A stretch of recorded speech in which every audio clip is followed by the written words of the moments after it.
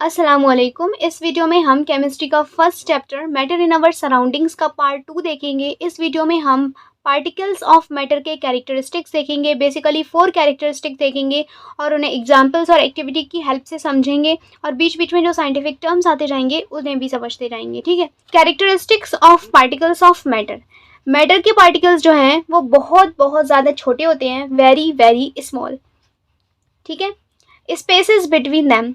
Matter के particles के बीच में कुछ स्पेस प्रेजेंट होता है। फॉर एग्जाम्पल हम उसमें चीनी ऐड करते हैं तो चीनी कहाँ चली जाती है? Constantly moving. Particles of matter जो हैं वो कॉन्स्टेंटली मूव करते रहते हैं। For example perfume. परफ्यूम पूरे रूम में डिफ्यूज़ हो जाता है। इसकी एक्टिविटी भी हम आगे देखेंगे। Attract each other. मैटर के पार्टिकल्स जो हैं वो अट्रैक्ट करते हैं एक दूसरे को। ठीक है। इसकी एक्टिविटी भी हम आगे देखेंगे। तो फर्स्ट है particles of matter are very very small. बहुत छोटे होते हैं। ठीक है। आपको क्या करना है, एक बीकर लेना है और उसमें 100 ml वाटर लेना है। उसमें 2-3 क्रिस्टल्स ऑफ पोटेशियम परमैंगनेट डालना है या फिर आप इंक भी यूज़ कर सकते हैं। ठीक है। आप इंक का भी यूज़ कर सकते हैं। आपको पोटेशियम परमैंगनेट 100 ml वाटर में डिज़ोल्व करना है तो आपके पास एक डीप पर्पल कलर का सॉल्यूशन बन जाएगा। ठीक है। अब आप उसे क्या करेंगे, डाइल्यूट करेंगे। आपको एक और बीकर लेना है, उसमें 90 ml वाटर लेना है और 10 ml सॉल्यूशन ए वाले बीकर से लेकर बी वाले बीकर में डालना है। तो 90 ml प्लस 10 ml आपके पास 100 ml सॉल्यूशन हो गया। और 10 ml जब आपने ए वाले बीकर से बी वाले बीकर में डाला था तो कलर इम्पार्ट हो गया। ठीक है। पहले इसमें प्लेन वाटर था लेकिन 10 ml सॉल्यूशन डालने के बाद इसमें कुछ कलर आ गया और वो जो कलर है वो डीप पर्पल नहीं है, उससे लाइट कलर है। आपको सेम थिंग रिपीट करनी है। सी वाले बीकर में आपको एक बीकर लेना है, उसमें आपको 90 ml प्लेन वाटर लेना है और फिर उसके बाद आपको 10 ml सॉल्यूशन बी वाले बीकर से लेकर सी वाले बीकर में डालना है। अब उसका जो कलर है वो और भी ज़्यादा डाइल्यूट हो गया होगा। ठीक है। कलर और भी ज़्यादा लाइट हो जाएगा। आपको सेम थिंग डी वाले बीकर के साथ भी रिपीट करनी है। आपको बीकर लेना है, उसमें 90 ml वाटर और 10 ml आपको सी वाले बीकर से सॉल्यूशन लेकर डी वाले बीकर में डालना है। तो इसमें थोड़ा सा कलर इम्पार्ट हो जाएगा और आपको सेम थिंग रिपीट करनी है और फिर लास्ट में आपके पास लाइट पिंक कलर का सॉल्यूशन बनेगा, वेरी लाइट पिंक, और ये बहुत ज़्यादा डाइल्यूट होगा। ठीक है। तो यहाँ पे क्या हो रहा है हमने थोड़े से पोटेशियम परमैंगनेट के क्रिस्टल्स डाले थे, उसे हम डाइल्यूट करते गए और करते गए और करते गए, लेकिन वो कलर इम्पार्ट करते जा रहे हैं और करते जा रहे हैं और करते जा रहे हैं। इसका मतलब ये है कि 2-3 क्रिस्टल्स जो हैं पोटेशियम परमैंगनेट के, ये बहुत ज़्यादा छोटे छोटे पार्टिकल्स के बने हुए हैं। इनमें बहुत छोटे पार्टिकल्स हैं जिसकी वजह से थोड़ा सा सॉल्यूशन डालने पर भी वो कलर इम्पार्ट कर दे रहे हैं। ठीक है। Colour of potassium permanganate goes on decreasing. Colour जो है पोटेशियम परमैंगनेट का वो डिक्रीज होता जा रहा है विद डाइल्यूशन, जैसे जैसे हम उसे डाइल्यूट करते जा रहे हैं, लेकिन वो कलर इम्पार्ट कर रहा है। Means each crystal of potassium permanganate must be made up of millions of small particles, therefore these particles must be very very small. यानी हर एक क्रिस्टल जो है पोटेशियम परमैंगनेट का वो मिलियंस ऑफ पार्टिकल्स का बना हुआ है और इसीलिए वो पार्टिकल्स बहुत ज़्यादा छोटे हैं। ठीक है। थोड़ा सा पोटेशियम परमैंगनेट डालने पर भी वो कलर इम्पार्ट कर दे रहा है, यानी मैटर के पार्टिकल्स बहुत ज़्यादा छोटे हैं। लेकिन ये चीज़ सिर्फ पोटेशियम परमैंगनेट या इंक के साथ नहीं होती, ये हर चीज़ के साथ होती है। हम अपने आसपास जो भी चीज़ देखते हैं वो मैटर है और ये जो मैटर है चाहे वो सॉलिड हो या लिक्विड हो या वो गैस हो, छोटे छोटे पार्टिकल्स का बना हुआ होता है। Particles of matter have spaces between them. ये इसका सेकंड कैरेक्टरिस्टिक है। आपको इस एक्टिविटी में क्या करना है, आपको एक बीकर लेना है, उसके बाद आपको उसमें 100 ml वाटर लेना है, उसके बाद आपको उसके वाटर लेवल को मार्क कर देना है। ठीक है। वाटर लेवल को आपको किसी भी मार्कर से मार्क कर देना है। फिर उसके बाद आपको 50 ग्राम्स शुगर लेनी है या फिर आप सॉल्ट भी ले सकते हैं। फिर उसके बाद आपको उस शुगर को डिज़ोल्व करना है। किसी भी ग्लास रॉड या फिर स्पून की हेल्प से आप उसे हिलाकर स्टिर कर कर डिज़ोल्व कर दें। फिर उसके बाद आपके पास सॉल्ट सॉल्यूशन या फिर शुगर सॉल्यूशन बन जाएगा। लेकिन वाटर का जो लेवल है वो अभी भी सेम है, तीनों केसेस में सेम है। यानी शुगर कहाँ गई? इसका मतलब ये है कि पार्टिकल्स जो है मैटर के, वाटर जो है वो मैटर है, ऑब्वियसली वाटर मैटर है।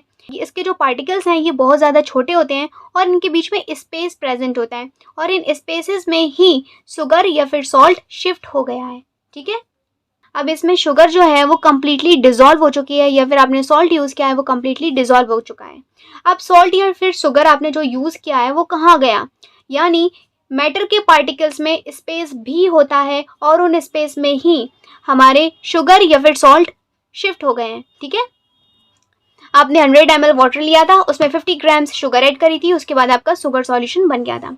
No change in volume, volume में कोई चेंज नहीं आया था। वॉल्यूम क्या होता है, कोई भी ऑब्जेक्ट या फिर कोई भी सब्सटेंस जो स्पेस ऑक्यूपाई करता है, जो जगह घेरता है, वो होता है उसका वॉल्यूम। ठीक है, इसके वॉल्यूम में कोई भी चेंज नहीं आया था। दिस मीन्स पार्टिकल्स और molecules in water are not tightly packed. इसका मतलब ये है वाटर में जो पार्टिकल्स हैं वो टाइटली पैक्ड नहीं है, हैविंग स्पेसेस बिटवीन देम, उनके बीच में स्पेस प्रेजेंट है और वहीं स्पेस में सॉल्ट या फिर शुगर शिफ्ट हो गए हैं।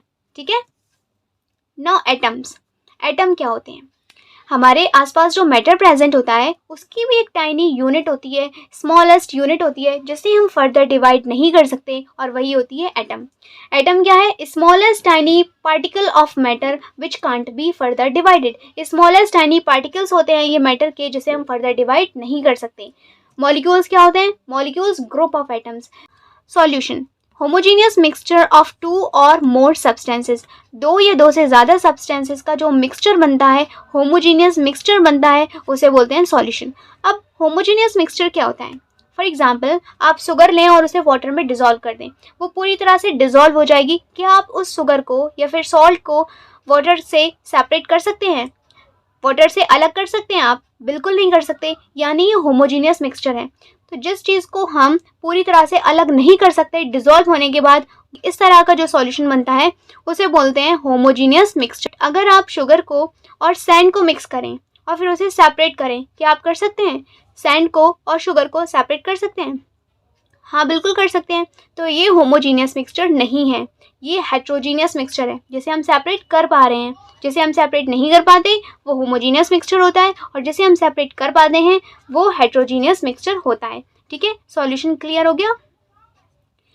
सॉल्यूट, सॉल्यूट क्या होता है, अब हमने यहाँ पे सॉल्ट या फिर शुगर यूज़ करी थी, जैसे हमने कम अमाउंट में यूज़ किया था वो सॉल्यूट होता है, और जैसे हमने ज़्यादा अमाउंट में यूज़ किया था वो था सॉल्वेंट। ठीक है, वाटर भी हो सकता है, ऑयल भी हो सकता है, कैरोसिन ऑयल, जूस, कुछ भी हो सकता है। ठीक है, सॉल्वेंट हमेशा ज़्यादा होता है, सॉल्यूट कम होता है, और सॉल्वेंट में ऐड किया जाता है सॉल्यूट को, और सॉल्यूट को ऐड किया जाता है सॉल्वेंट में, और जब सॉल्यूट को सॉल्वेंट में ऐड किया जाता है तब सॉल्यूशन बनता है। ठीक है, सॉल्ट सॉल्यूशन या फिर sugar water solution.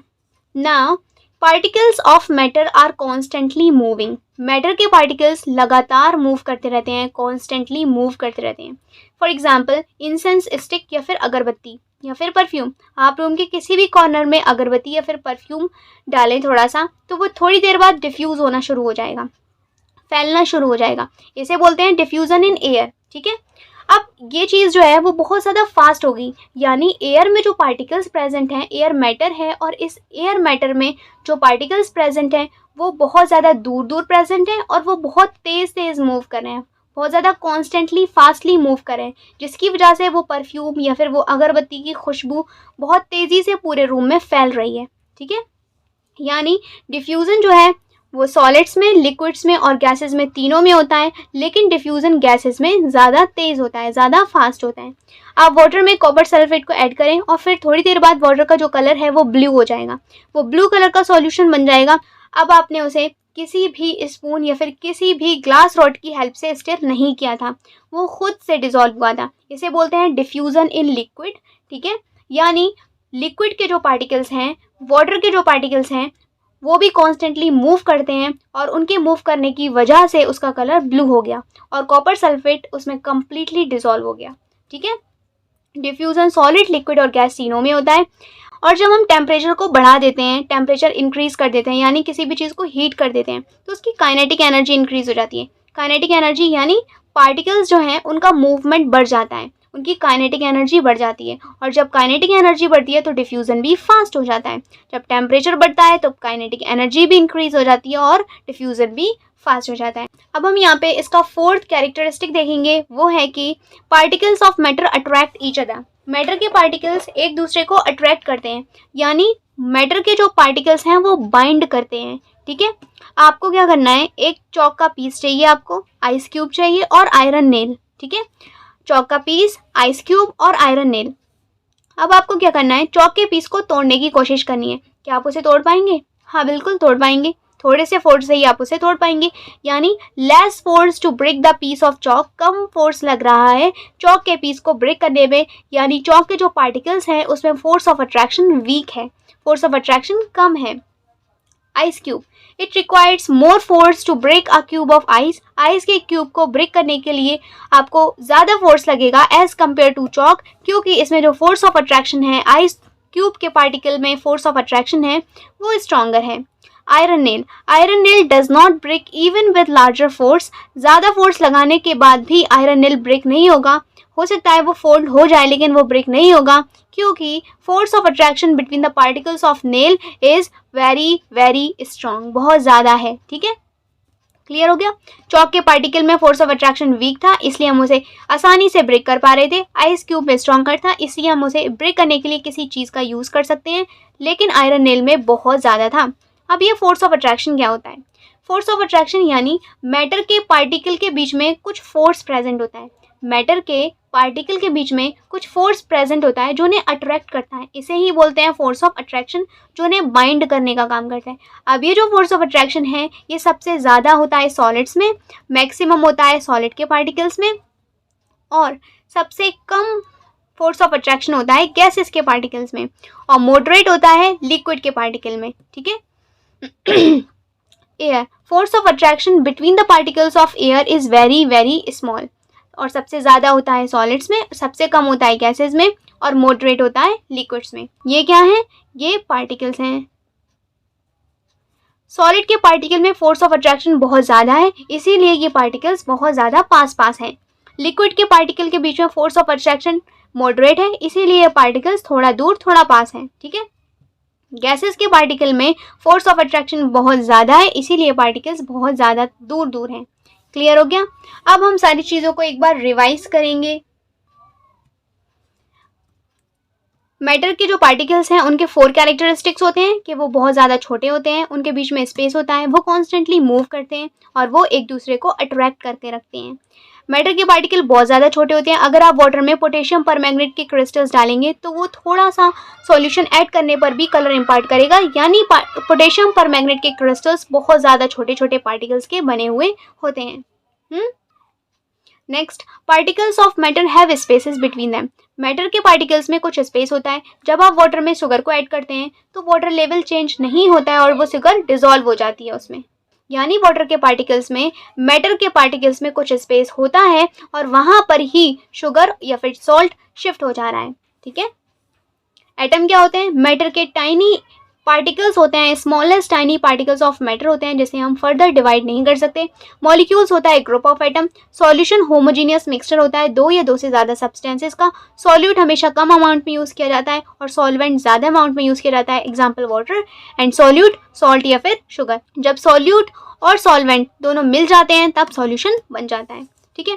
Particles of matter जो है वो कॉन्स्टेंटली मूव करते रहते हैं। अब आप रूम के किसी भी कॉर्नर में इंसेंस स्टिक यानी अगरबत्ती जला दें या फिर परफ्यूम डाल दें तो वो परफ्यूम धीरे धीरे डिफ्यूज़ होना शुरू हो जाएगा और बहुत फास्ट होगा, यानी जो पार्टिकल्स हैं गैस के वो बहुत ज़्यादा कॉन्स्टेंटली मूव करते हैं, बहुत ज़्यादा फास्ट मूव करते हैं, ठीक है।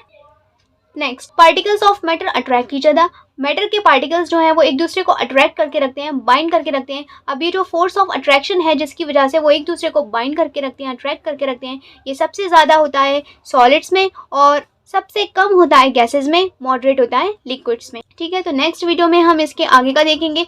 वीडियो को लाइक ज़रूर से कर देना। Thank you.